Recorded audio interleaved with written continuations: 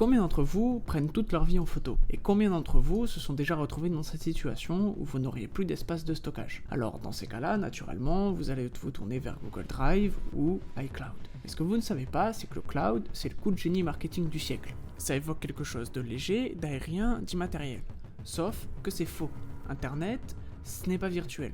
C'est du lourd, c'est du béton, de l'acier et des milliers de kilomètres de câbles en cuivre et en fibre optique au fond des océans. Quand tu mets une photo sur ton Google Drive, par exemple, non, désolé, elle ne flotte pas dans le ciel. Elle est stockée physiquement sur un disque dur dans un hangar immense qu'on appelle un data center. Et ces data centers, c'est un cauchemar énergétique. Imaginez des milliers d'ordinateurs allumés 24 heures sur 24 et 7 jours sur 7. Ça chauffe et ça chauffe énormément.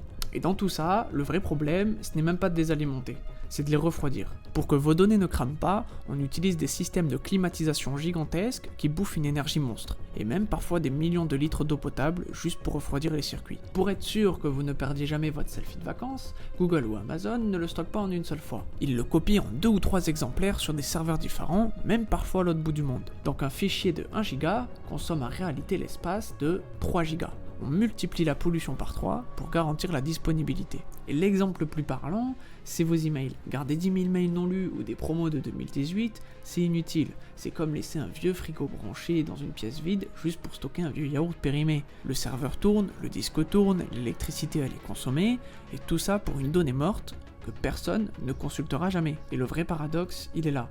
On a construit une mémoire infinie sur une planète aux ressources finies. On stocke tout par peur d'oublier ou même par peur du vide.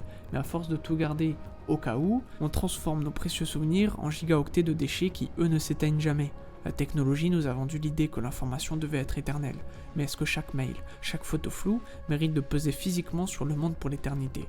Alors, peut-être que la prochaine révolution technologique, ce n'est pas d'avoir plus d'espace de stockage, mais de réapprendre l'art d'oublier.